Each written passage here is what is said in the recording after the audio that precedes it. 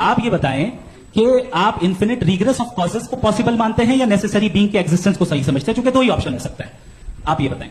देखिए, आपको मैं ईमानदारी से बात करूंगा, एक तो मैं कॉन्टीजेंसी वर्ड ठीक से समझता हूँ, और इस वक्त भी जो आपने अंग्रेजी के अल्फाज इस्तेमाल किए वो जरा थोड़े से मुझे डिफिकल्ट और कॉम्प्लिकेटेड है, तो आप जरा सिंपल जबान में सवाल कर सकते हैं। बिल्कुल कर सकता हूँ। चलो भाई, जावेद सर को तो नहीं पता है कि कॉन्टिजेंसी होती क्या है। मैं आपको एकदम सिंपल जबान में समझाऊंगा कि कॉन्टिजेंसी और नेसेसरी बीइंग क्या होता है। ठीक है, जैसे तुम हो, मैं हूँ, ये दुनिया है, ये यूनिवर्स है। पर एक सिंपल सा सवाल है, क्या खुदा एग्जिस्ट करता है? इसका जवाब इमोशन से नहीं, लॉजिक से समझना पड़ेगा। सबसे पहले एक वर्ड समझो, कॉन्टिजेंट बीइंग। कॉन्टिजेंट का मतलब होता है जो चीज हो भी सकती है और ना भी हो सकती है। जैसे तुम एग्जिस्ट करते हो क्योंकि तुम्हारे पेरेंट्स हैं। अगर पेरेंट्स ना होते तो तुम भी नहीं होते। इसका मतलब क्या हुआ? तुम खुद से एग्जिस्ट नहीं करते, तुम डिपेंडेंट हो। किस पर? माँ बाप पर।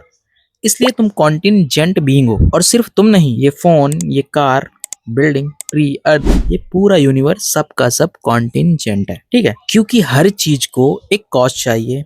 अब आओ दूसरा वर्ड समझते हैं, नेसेसरी बीइंग। नेसेसरी बीइंग वो होती है जिसका ना होना पॉसिबल ही नहीं, जो खुद से एग्जिस्ट करती हो, जो किसी पर डिपेंड ना करती हो, जो हमेशा से हो और हमेशा रहे। अब सोचो, जब सब कॉन्टिजेंट है तो सबका कॉज भी होना चाहिए। यूनिवर्स भी कॉन्टिजेंट है क्योंकि एक टाइम था जब यूनिवर्स भी नहीं था। तो सवाल सिंपल है, यूनिवर्स का कॉज क्या है? दो ही ऑप्शन हो सकते हैं, या तो कॉजेस की चेन एंडलेस हो, या फिर एक ऐसी बीइंग हो जो खुद अनकॉज्ड हो। एंडलेस चेन पॉसिबल नहीं, क्योंकि अगर स्टार्ट ही ना हो तो आज कुछ एग्जिस्ट ही नहीं करता। इसलिए लॉजिक कहता है एक नेसेसरी बीइंग जरूर है जो सबका कॉज हो और खुद किसी का इफेक्ट ना हो। और उस नेसेसरी बीइंग को दुनिया गॉड के नाम से जानती है। गॉड कॉन्टिजेंट नहीं, गॉड नेसेसरी है। इसलिए असली सवाल ये नहीं कि गॉड एग्जिस्ट करता है या नहीं, असली सवाल ये है अगर गॉड ना हो कुछ भी कैसे हो सकता है। अबे साहब, भेजे में बात नहीं जाएगी तुम्हारे। क्यों? क्योंकि तुम दिमाग से तो खाली हो, ईमान से भी खाली हो।